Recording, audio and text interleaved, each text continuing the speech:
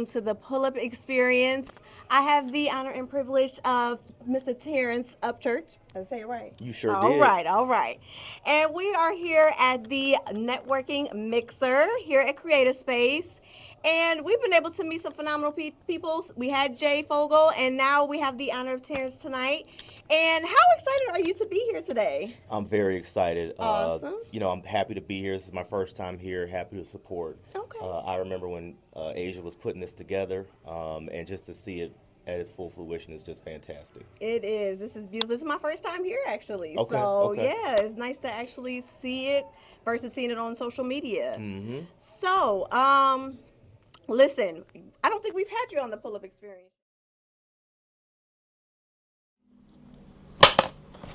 What's going on, y'all? Text Podcast Summit to 33777. And that's right. And be at Midtown Tech Hive, 6 p.m., April 18th. See you there. See y'all there.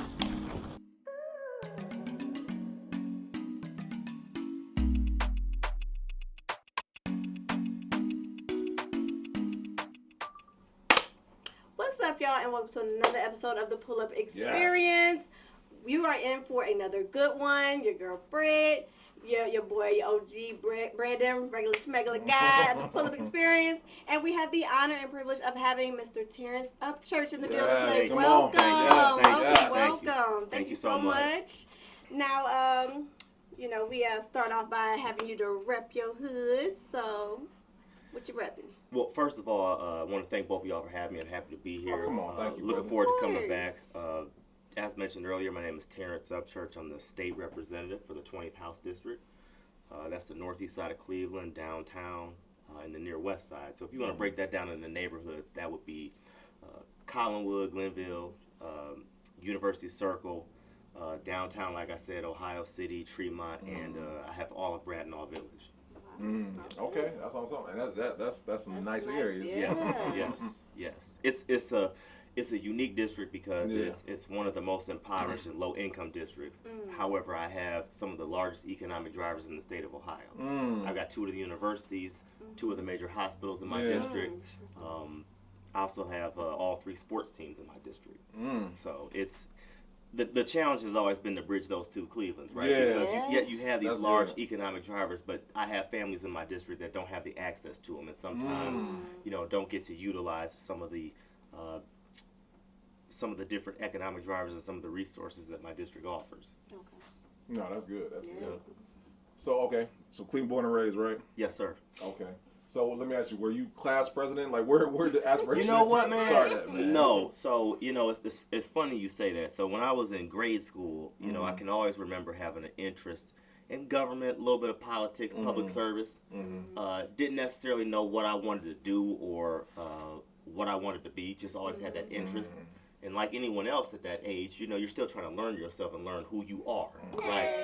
And now that I think about it, I did run for student council. I ran for student council a couple times, and I remember I finally won in the 7th grade, and I was a bit of a class clown in grade school. If you talk to anybody that knew me back then, they'll tell you that, and a lot of people that knew me back then that have known me a long time look at me now and say, wow, what happened? And I tell them, like, listen, I'm just as shocked as you are. Yeah. But yeah, I remember, running for student council, and I won in the 7th grade. But here's the funny thing, man. I won, but they would not, the teachers and the administration in my grade school at that point in time would not let me serve on student council because my academic performance at that time was not what it should be for a student council, For elected official. for a member of student council.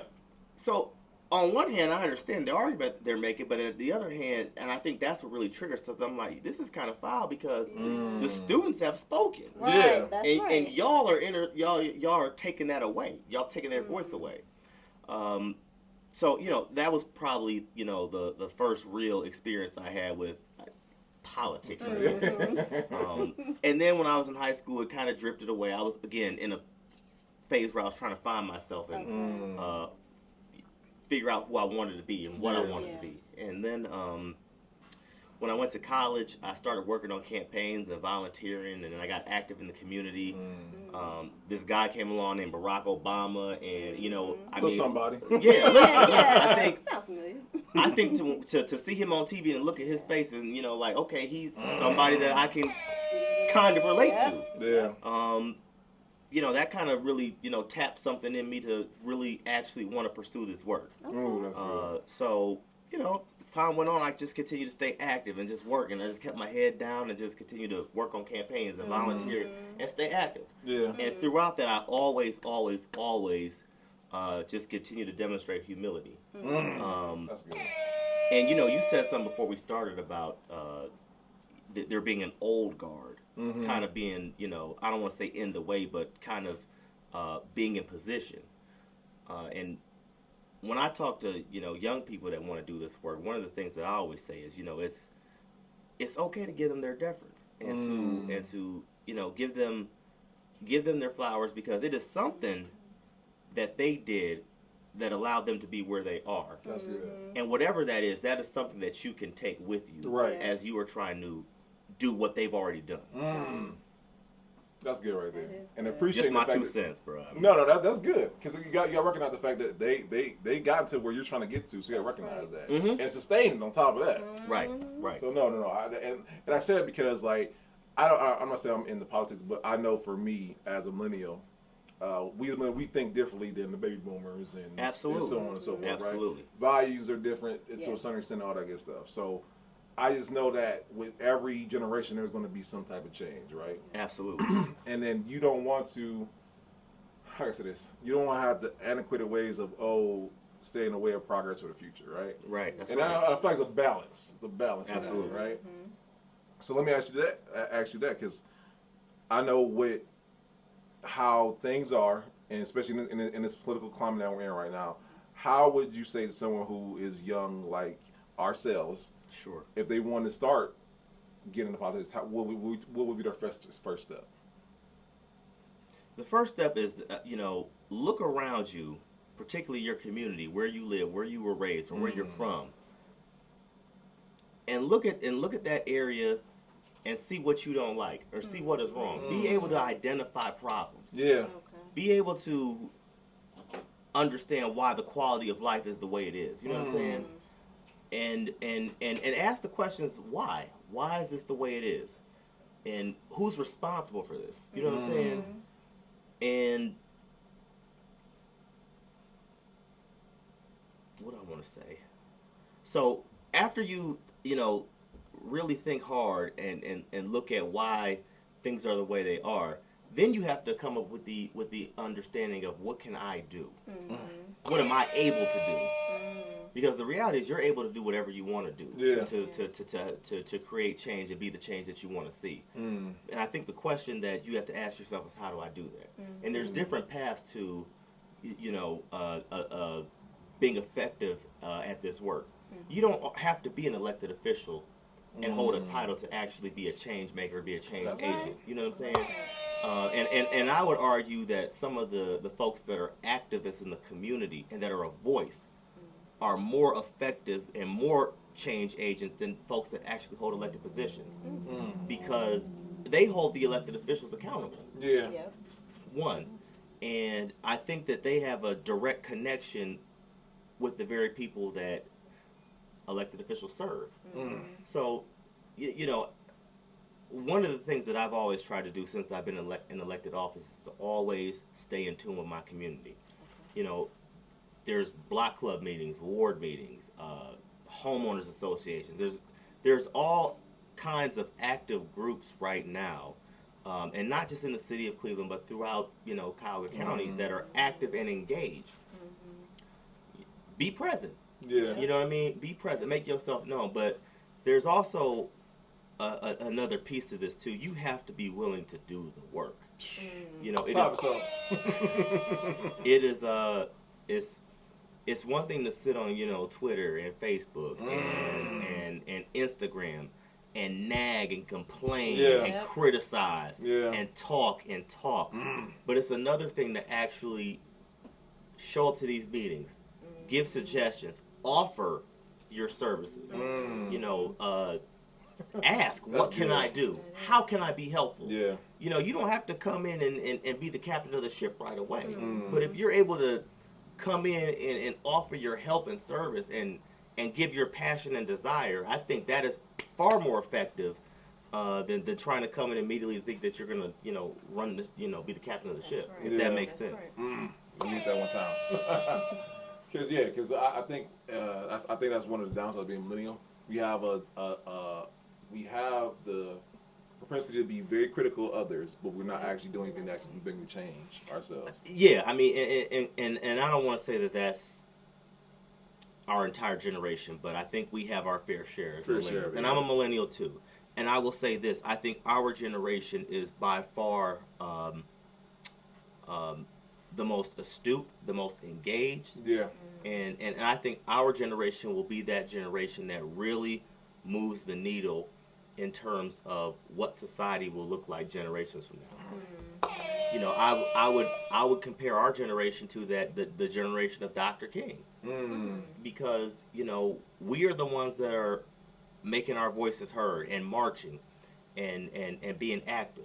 Just a couple summers ago, there were protests all over the country of people that were young people that were upset That's right. about the leadership and the decisions being made from their leaders on their behalf. Yeah. And I don't necessarily know if generations prior would have went that far out. It's one thing to get along, but I think one thing that remains consistent with millennials that I see as a millennial is that we're going to be part of the change that we want to see, right? Right. Tough episode. I know I said it already, but y'all already know I get down. I love that though. I 100% agree. Really, I do, because at the end of the day, we have a self-awareness that I feel like is above to none. Sure. And we had that. I think we had a nice balance between being self-aware and actually taking action about it versus just being self-aware and not doing anything about it. That's right. That's right. And it's a very unique time, man. Especially here in Ohio, there are millennials all over this state that are doing this work that just are from different backgrounds. You have just looking at Cleveland, you have myself. We talked about Bashir Jones. You know what I mean? A generational leader. Justin Bibb, a generational leader. Richard Starr, generational leader. Richard, man. Come on, Michael Richard. Hauser, listen, I can name after name, and it's not just Cleveland. Akron, Amelia Sykes, Mayor Shamus. Yeah. Dayton, Willis Blackshear, Cincinnati, Cedric Denton, all over. The state, there's young people that are doing this work. Stephanie House, Juanita Brent. The list goes on and on and on, That's man. Good. No, and I love it. And I love seeing young us doing it, And it inspires me because it's like, we doing it. Yeah. And we got to encourage one another and uplift one another. And even those of us that aren't in the space of holding elected office. So when I first met y'all, I was excited to, get on y'all podcast because I want to support and I want y'all's podcast to be the premier podcast. Come on now. Because listen, the premier podcast in Cleveland should have faces that look like mine from neighborhoods like mine. You know what I'm saying? Come on. That's right. Come on, we appreciate so it. we have to be collaborative, and I know we're going to talk about collaboration at some point. But that's what collaboration looks like. How can I use my position and my role to help you all in your position and your role, and what does that look like?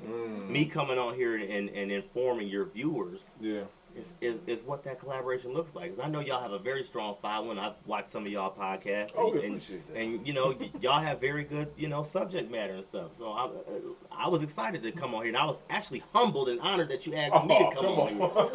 So no, we appreciate you, man, and that's why I love our city, because shout out to Asia because she had the network event. Yes. And Asia the GOAT. Asia is the GOAT, hands down, man. Hands down. And I said because so y'all don't know, I have a hit list, right? So you gotta get in the right rooms with the right people. And I'm like, oh, we seen 10. I'm like, hey, Brent, we gotta get 10 sometime.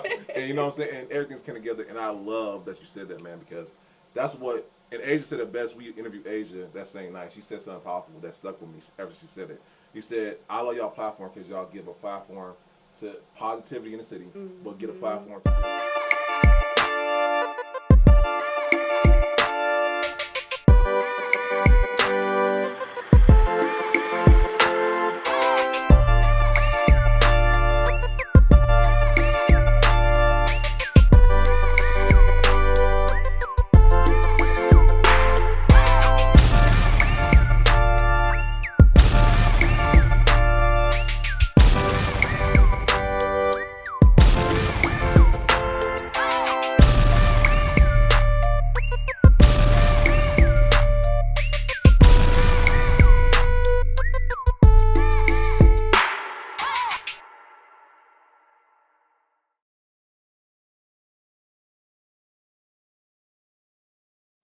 like us that don't typically get that shine. And that's what we want to be able to do. Right. That's right. And I love that. And helping y'all get in those rooms is important too, because listen, I think y'all deserve to be in those rooms just as much as the people who create those rooms. Does that make sense? You know what I'm saying? Yeah. Because you add value, and I think Asia did a very good job of outlining that. You know what I'm saying? That's why she's the GOAT. She's a GOAT, hands down. Yeah, Shout out to Asia, man. Yeah, for sure. So let's talk about those first years, man. I want to talk about the things that we just have a misconception about when it comes to being in politics, because we just assume it's just all kissing babies and all that good stuff. It's all the misconceptions that come with being an elected official.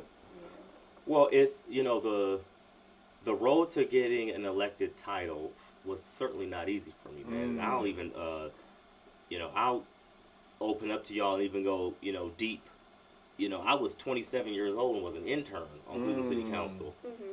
Making $17,000 a year because I desired to do this work. And that was the only opportunity I had, and I had to maximize that opportunity. Yeah. And people that don't know you or know your journey will have the most to say about you. My grandfather told me something a long time ago. He said, the people that know the least explicit talk the most explicit. Again, I don't want to be cussing all on y'all show. Killers will be all right. And the people that know the least about you have the most to say about you. Yeah. And it's funny, man. Again, I'm in the public eye and I'm a public servant, and I know that I subject myself to criticism, and I do get criticized, and it's rightfully so, and it's fair. And I never get sensitive about it. But I've always found it fascinating that the people that don't look like me, that don't come from neighborhoods like mine, are the ones at the forefront criticizing me, thinking they understand and thinking they know something, and thinking they know what my intentions are and what my purpose is. Wow. So how have you built tough skin for that, to deal with the backlash that you're receiving? My journey and the work that I put in to get here gave me that tough skin. Okay. I come from a very listen. I'm a street politician on Cleveland. I follow Jeff Johnson up and down St. Clair Avenue. Shout out to Jeff Johnson, man. Yeah, shout out to Judge Jeff.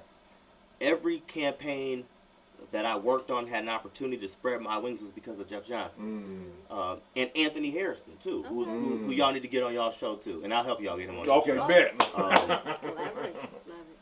Working with them and following them up and down St. Clair, watching how they interact with people, watching how they fought for their community, and watching them take it and just take it and continue to wake up the next morning and continue to do the work. That's what gave me my tough skin. So nothing that some of these folks in the suburbs say about me phases me. You know what I mean? It don't. Yeah, that's good.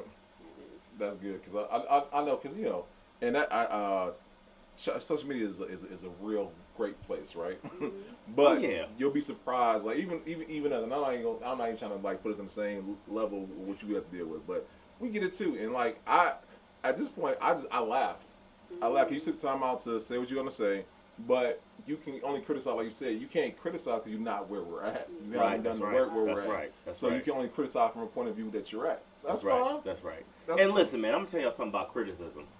I think criticism it demonstrates a lack of ability, because criticism takes time and commitment, and the time and the commitment that you take in criticizing somebody else, you can use that to better yourself. But you'd rather not do that because you don't have the confidence in yourself. That's so good. That is good. That's real. And that's why I say, man, we can't hate on one another. We have to uplift each other and help one another. You know what I mean? Even it's one thing to hold each other accountable, which we should, because accountability makes us better at what we do. But we all know when somebody's hating. You know what I mean? We know it. You know what I'm saying? You know it when you see it. Yeah. No, absolutely. It's a fine line, but no one should feel not saying defeated. No one should feel, if you're trying to hold someone accountable, they should feel at the end of the conversation like it was from a place of love. That's right. And thank you. So there's certain people that can call me and get me together on the work that I do. Jeff Johnson, Me and Jeff have had conversations as early as 2 a.m. You know, and it will be him getting me together. But I know it's from a place of love and a place of him wanting me to be everything that I can be. And I take it. Yeah. I take it. You know, same thing with Anthony Harrison. Same thing with, you know, Mike Polenzig. And let me be clear. Mike Polenzig is white, but he has represented the Northeast Side for 40 years. Yeah. But I have a personal connection, and I know him because he's been my councilman since I was a kid. And there have been things that he has done that has shown me, like, okay, he really has the interest of the people. Yeah. You know, and I really think that's something too that we really need to understand. You know, how can you support this person? How you support that person? Well, when I was going through ABC, X, Y, and Z, this person showed up and remained consistent, and it's still consistent. No, and you know what? And I was in church, the pastor said something real. He said, "Don't tell me who you're over. Tell me who you're under." And I think mentorship is essential for not even just for anyone. If you want to go anywhere, find you a mentor. And I love how you describe people who showed you the way, who you look to for guidance and whatnot. Absolutely, I think my mentorship was very important, and my mentorship helped groom me to be the leader that I am. That's good. Humble, open, accessible, easy to talk to, approachable. You know, I don't want y'all to look at me and be like, oh, no. Listen, I'm still just Terrence. You know what I mean? Just Terrence. And that's why I always make myself open and accessible, because I have a dual role of being an elected official. Okay. One, I'm responsible for serving and representing my constituents that elected me. But also, right now, there are hundreds and thousands of young black men on college campuses across the state of Ohio, in high schools across the state of Ohio, in underfunded elementary schools, public schools across the state of Ohio, that desire to do this work just like I did, and look at me and see everything that they want to be and everything that they can be. So when they come to me and reach out, whatever they need, I give them. Yeah. You know what I mean? Because that's what was given to me. And I have that responsibility. That's good. And mentorship is important. Yeah. And you know, you will never hear me hating and talking bad about another, particularly another African American that is elected right now doing the work that they do. Yeah. And you know what? I love that. And I like I said, I know our city has that stigma of unfortunately. We'll get to that later.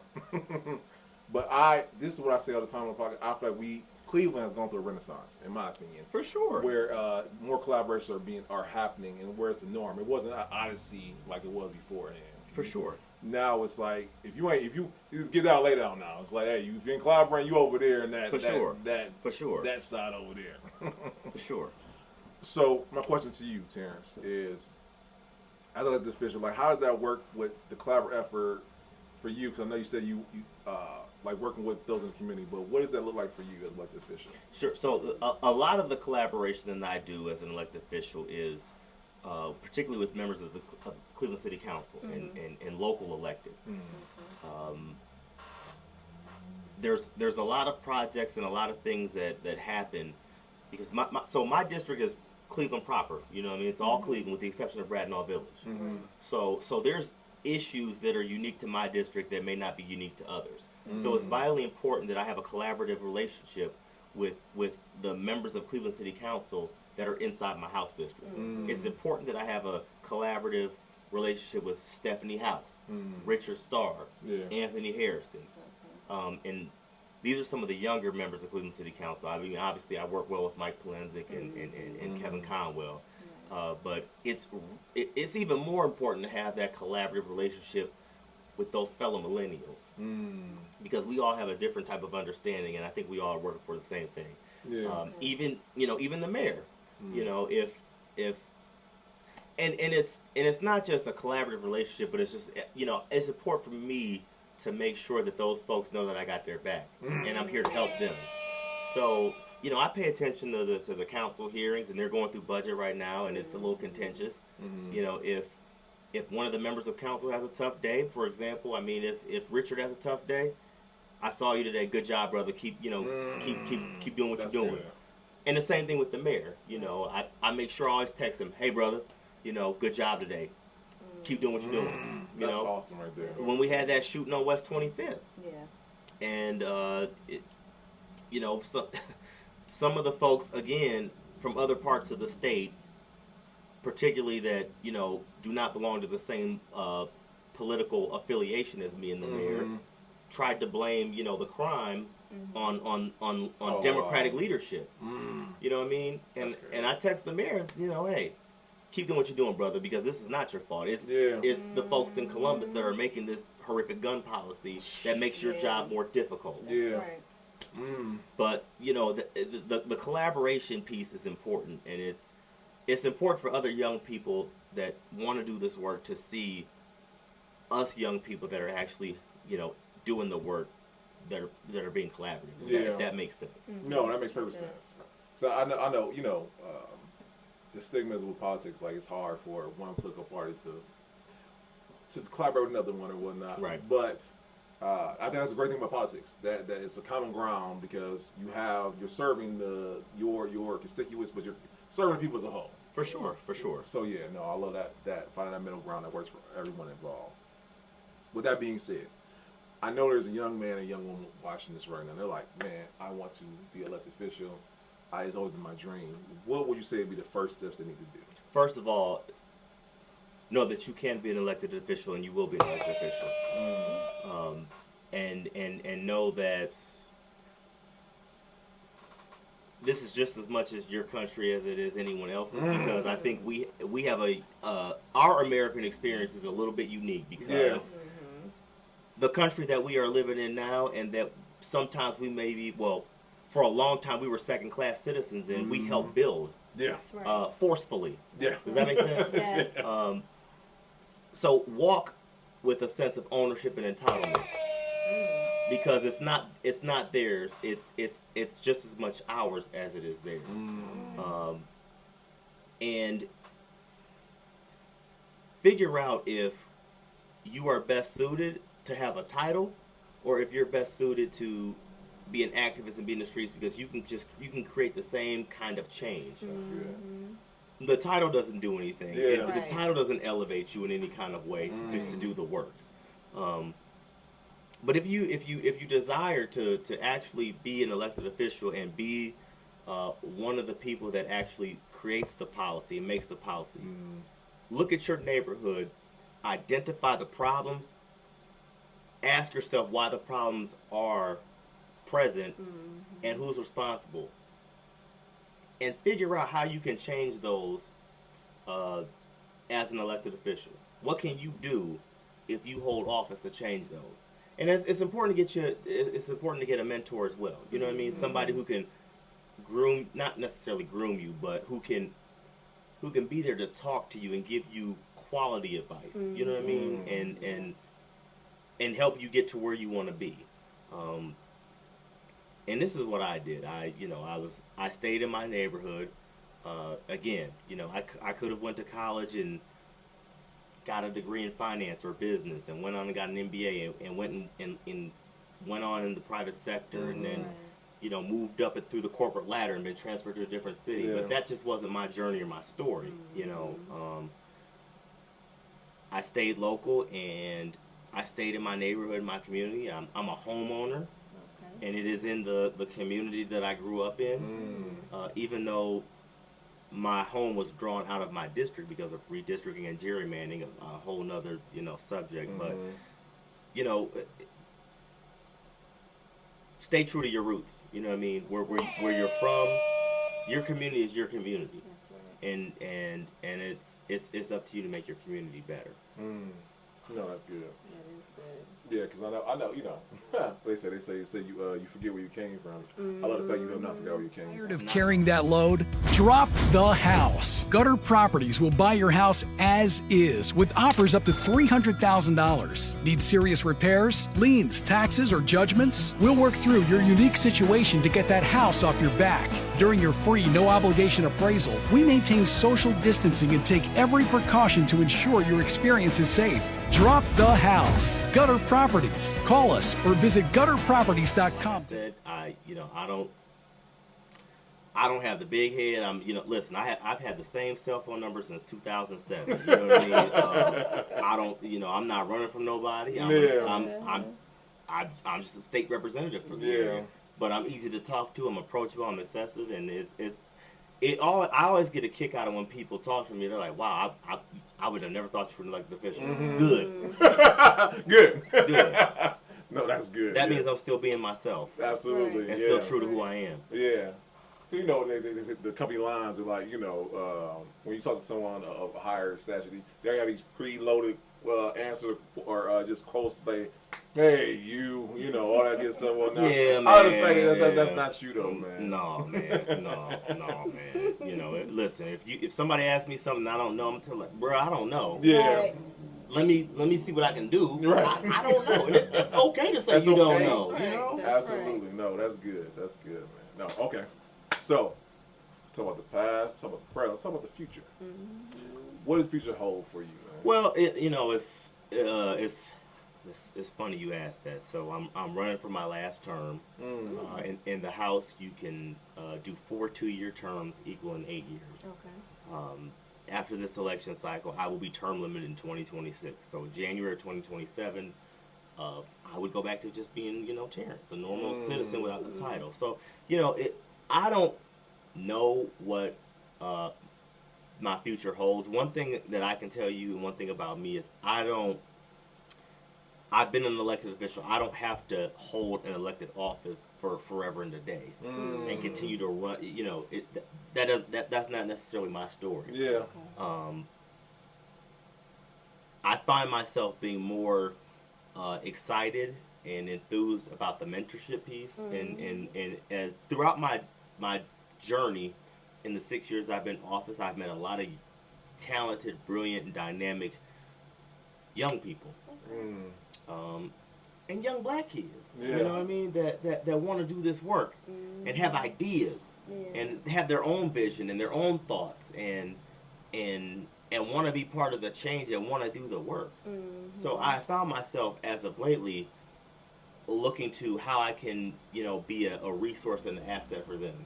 So that could potentially be what my future work looks like. Okay. If something comes up that, looks like I may want to run for, where I can go in and be effective, but continue to be effective my way, I'll entertain it. But if not, I certainly look forward to helping the next person. And I think I told both of y'all this. The way I measure my success is how I help others find their own success.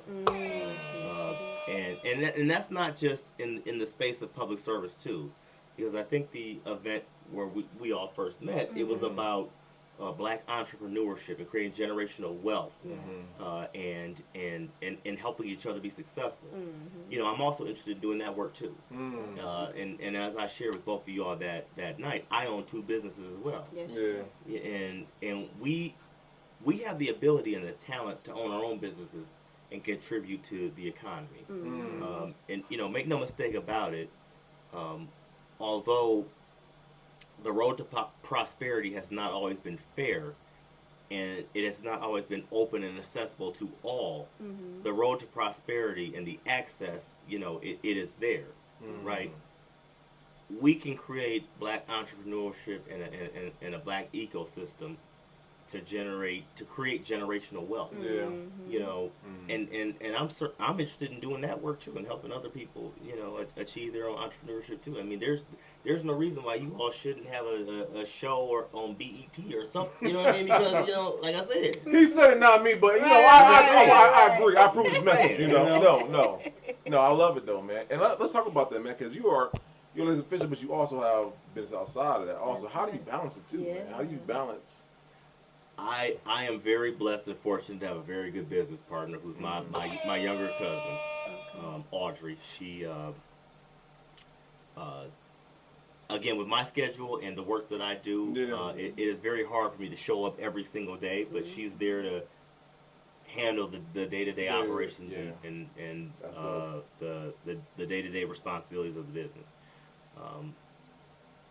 So it's important that if you're gonna go into business, whether it's for yourself or with someone else, you know, have a relationship with that person, but also be able to separate the business from that relationship, because you don't want to burn any bridges over $1. You know what I mean? And that's another thing that I've seen, unfortunately, in our community that's happened from time to time.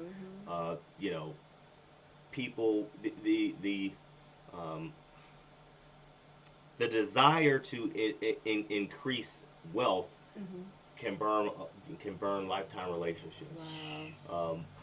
Wealth is lifetime relationships. Wealth is relationships. It's not necessarily, you know, it's not necessarily your net worth or how much you gross, or, you know, does that make sense? Yeah, that makes perfect sense. That is a bar. It is, no, because I never. You know, you hear these lines or whatnot, but I feel like that the relationship you build, that is real wealth. Yes, it is. Cause like, man, my phone is crazy. I go on my phone, like if we want to have an event tomorrow, I know, okay, I can call this person right here. For sure. You know, the relationship you build, it really is impactful though. For sure. And another piece of advice that I would give the young people out here that want to do this work too is, don't be that person that solely relies on your elected salary to be able to eat. Does that make sense? You know, if you're somebody that likes nice things, you know, you have certain tastes, and there's nothing wrong with that. Let me be clear. There's nothing wrong with liking nice things, expensive things, and having a certain kind of taste. There's nothing wrong with that. You know, as long as you work and pay for it, right? Yes. There's nothing wrong with that. This line of work is going to be very hard to you know, to live like that. So always create a. I'm gonna tell y'all something. I have a very good friend, and like I said, there's a lot of black men and women that do this work. Kevin Boyce is the Franklin County Commissioner in the Columbus area. If y'all want him on y'all show, I'll help y'all get him on y'all show too. Say less. Kevin is the Franklin County Commissioner out of Columbus. This brother owns a bank. Okay? Now, I want y'all to, you know, to think really hard and tell me how many black men you know that wake up one morning and say, I want to start a bank, and then 6 months to a year later, there are people making deposits and withdrawals, you know, at a brick and mortar bank. Okay? He gave me some very good advice, and when he told me that, it stuck with me. Do not solely rely on your public official salary, because it's not guaranteed. Somebody can come along tomorrow, today, and, you know, have a better platform or better vision, and the people will say, "Listen, Terrence, we appreciate it, but we're going this way." And guess what? I'm out. Yeah.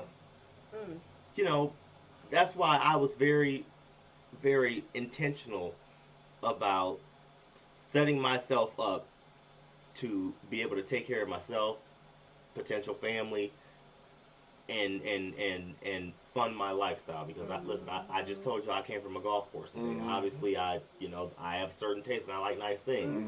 There's nothing wrong with that. That's right. You know, but I don't mind putting in the work for it and being intentional about setting up those other financial opportunities is key to that. That's good.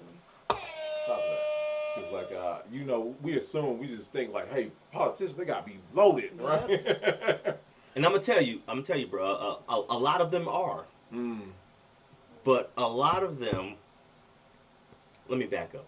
A lot of public servants have been able to set up different business opportunities so that they can take care of themselves and create opportunities for others. Okay. You know, if you look at members of Congress, the U.S. Senate and the House of Representatives, particularly the ones that are not that are not African American, there's a lot of them that are extremely wealthy and that have passed on generational wealth. Again, this is America. We can do it too. Yeah. And there's nothing wrong with us doing it because, again, we have the ownership and the entitlement because we built the country through our lived experiences and our forceful labor. Does that make sense? It makes perfect sense. No, like I said, I love how you said it because, like I said, the misconception. But once again, it's possible. And like you said, Absolutely. I love it. Okay, so let's get into our simple questions. Y'all already know. And Terrence already been through this before, but I haven't dropped that one yet. So y'all gotta wait till we drop the episode. But y'all know we got our final 4 questions. And I love these questions so much because every answer is like a unique snowflake. But it's also pointed to me every time we ask these questions because the answers that we get lets me know, 1, the need for this podcast, but then 2, that Cleveland is just a great place to be in. Yeah. So Terrence knows about this, but as y'all know, we started the podcast because the stipulation is that Cleveland is a collaborative place, right? But my question to you, how do you think we can change that area of Cleveland not being a collaborative place like other places? I'm gonna be honest. I think. First of all, y'all podcast is a segue to change that narrative. I paid him for that though. That's fine. He did not. And I wouldn't accept the dime. That was fine. Now y'all keep this flowing. I'm happy to come back. The kid, he love the wine. Yes. Man. Yes. She got some blue magic on her. That's dangerous. Listen. That's our secret sauce right there, y'all. Again, I am an elected official, and obviously we live and what have you. But this is my second glass, so it's okay.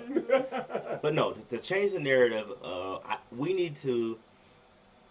First of all, I think we need to get the message out and be more in tune with the community, and be more vocal about what we're doing. Yeah. That event that Asia threw, where I met both of you all and learned about, obviously I was familiar with y'all podcast, but if it were not for Asia starting that event, I would not be here. Yeah. That's what the collaboration looks like. You know what I mean? Absolutely. So I and listen, so she passed the collaboration on to us.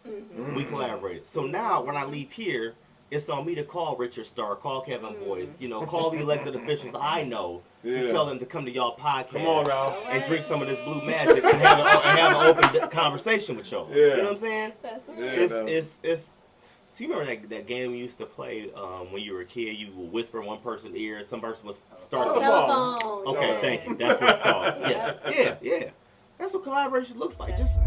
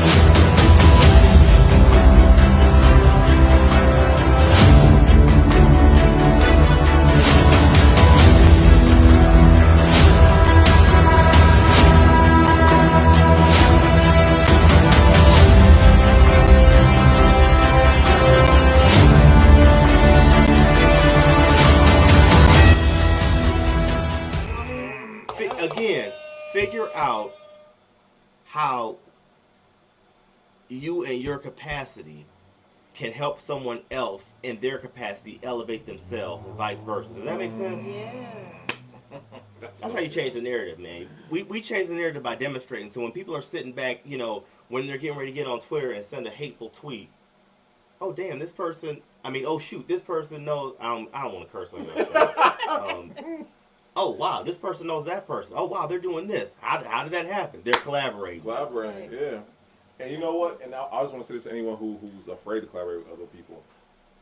I would say when we first started this podcast, we would y'all see the DMs I was sending them out to everybody, right? And it's okay if it gets read and no one responds. And I say that because a lot of people get offended. They're like, oh, they read my message. No. Keep going and keep reaching out to that person or to that entity or whatnot, because eventually they'll get back at you. Yeah. Or whatnot. Like, I can't tell you how many times. Like, shout out to the King. Y'all haven't seen that King episode. I realized that King when we very first started, and that bad boy was unwritten. But it's cool because as y'all see, he came on the podcast. I feel like we had to show ourselves true in that we were consistent with what we did, and he came on. So man, stay on your people, man. Exactly. If you reach out to somebody, you want them to come on your podcast, stay on them. Yeah, no, absolutely. And you know what I'm saying? Because some people are like, oh, they read. That's fine. Listen, just keep going. Keep going. Don't give up. So let me ask you this. Yes, sir. Collaborate-wise, who would you love to collaborate in the future with? Oh, wow. I mean, listen, I would love to collaborate with anybody who would love to collaborate with me, who has the same desires for other people and who wants to help other people reach their success as me. That's who I would love to collaborate with. Like, folks like y'all, with the work that y'all do in y'all podcast, I'll collaborate with y'all any day of the week. Again, now, I'll try to be on time, but at the end of the day, y'all got me, you know what I mean? Yes, sir. If I rock with you, I rock with you. Yeah. No, we appreciate that, We man. definitely appreciate And I know you're watching this, Brock. You know what I'm saying? Come hit up Terrence. There we go. That's good. All right. Well, we've been enjoying this. This is a great part 2 because, like you said, we met at Asia's networking event, and it just blossomed from there. So we thank you again for coming on. And again, all of your works that you're doing throughout your lifetime, when it's all said and done, Terrence, what would you like the legacy to be for you and for everything that you've been able to accomplish? I want my legacy to be stories of people saying, man, when I met Terrence, I was trying to do A, B, C, X, Y, and Z, and he helped me do this, that, and the other. You know what I mean? One of the greatest black men and that I think walked this earth that I looked up to was my grandfather. He was the epitome of what a perfect, family-oriented, hard-working, passionate black man should look. And I know that not all young black men have that in their lives, right? But I remember when he died in 2010, at his funeral, there were several people that came up to me. Man, your grandfather gave me a job. He gave me a chance. He helped me. You know what I mean? That is what I want my legacy to be. How I was able to use the responsibilities, the role I have. How I was able to use what I've been given by others to help others. Does that make sense? Yeah. That's an awesome legacy. Yeah, right. All right. Now here's the challenge. I like to call it the challenge question because you have said so much that has been inspirational and motivation for so many. For the viewers that are watching, if you had to take everything that you've said and condense it down to 3, what would be 3 takeaways you would like for them to gather from this episode? 3 takeaways. You've been dropping gems left and right. Yeah. I know, man. It's a challenge. It's a challenge. Or I don't want to say I know. I try. Man, don't give up.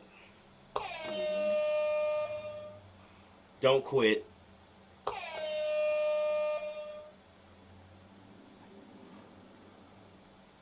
Stay persistent, man. Let me tell you something. Travel's not meant to have travel's not meant to be confined by time. Does that make sense?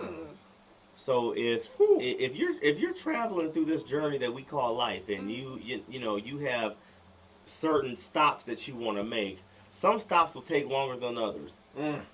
That's okay. That's so good. That is so good. I know sometimes I find myself like, man, I'm not where I want to be, right? But I appreciate the fact that where I am, it was a journey to get there. That's right. Let me tell you something, man. When I another thing from my grandfather, you gonna go through life and you gonna have those moments of reflection, man. I'm not where you want to be. Just think about where you've been, bro. You know what I mean? And you know, I've never been to Venice, but I've been to Mexico. I've been to Israel. I've been in the river, the Jordan River. You know what I mean? Right. So you've been. That's dope. That's right.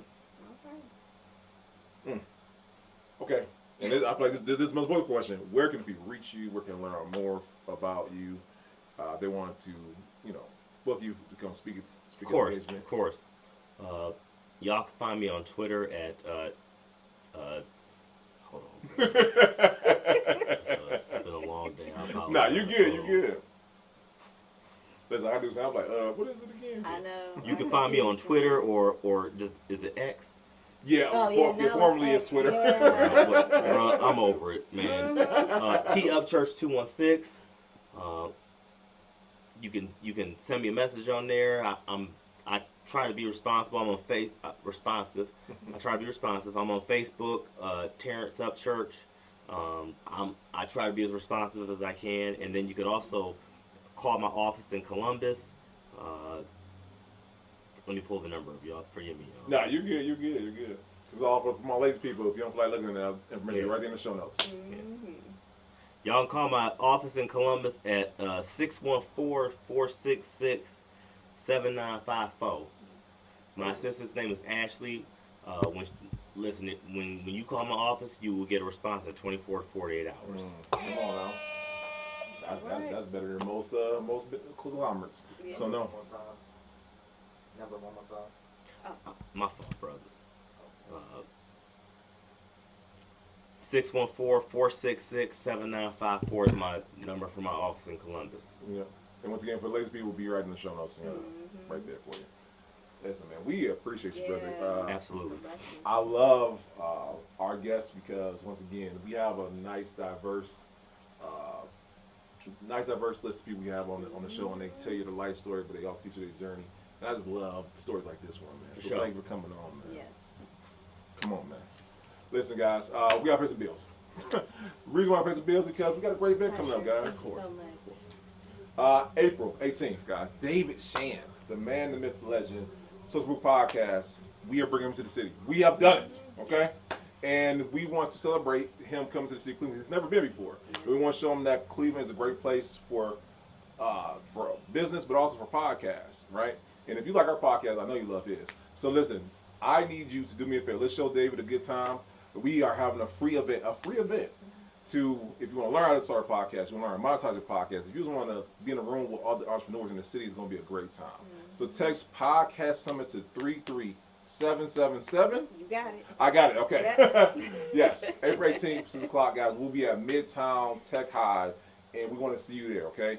But please get your tickets because they're going very fast. Last time I checked, we're like, we won't have so many left. So listen, get them now, okay? Also, I'm going to head off to Brittany. All right, make sure you guys tune in weekly to Beauty Talk Podcast. Again, I am dropping episodes, relational, financial, lifestyle. The overall goal is just to have a positive change, bringing great guests on so that way we can have a little spin to the topic. But again, I look forward to seeing you, so I'll see y'all there. And then, guys, tomorrow we will be at Breakthrough Sounds for our creative meetups. Shout out to Alicia at Night the Light. Shout out to Cage and Sparrow's Fortune. Shout out to local app Jay and all that good stuff. And everyone who participates in creative meetups because it's, once again, that collaborative effort we're doing here in the city with other organizations to give grants, show you how to get whatever you want to do, get funded, and just collaborate all together. So, guys, Breakthrough Sounds will be there tomorrow at 5:30, and we had that once a month. So if you can't make this one, ain't no such way you can't make it next time, okay? And then lastly, guys, I want to thank you. Yes, you, the person watching, the person listening, because as of right now, we are 15.3 subscribers. We're at 7.3 million views, and it's only growing. Yep. And like Terrence said, our effort is our secret sauce is that we're putting a platform on Cleveland and the great people of the city. And you guys let us know you want to hear great stories like Terrence's and like others that we have every week. Shit, we doing like 4 times. we record 4 times a week. Man, you cussing, man. No, man, listen. And the man keeps going because we not running out of great guests, y'all. We keep right. every time we look up. Building. Michelle over here. Michelle will tell you right now. I believe blowing Michelle's phone. What's up, Shell? I'm like, Michelle, blah. She's like, Brandon. And Michelle got to remind me, Brandon, you need to take time off in between the episodes. I'm like, yes, you're right. You're right. But I'll be wanting to get the great stories, you know. But no, I just want to thank you guys because you guys show us every week that you guys show up, watch, and you guys share, like, subscribe. We cannot thank you guys enough. So just want to thank you. And we ain't going nowhere, so y'all still keep on staying tuned, okay? This is episode 185, episode 2. Roll to 20 episodes, guys. That's a accomplishment. Okay, we gotta clap it out. We gotta clap it out too. Yep. So listen, guys, we will see y'all next time. Peace.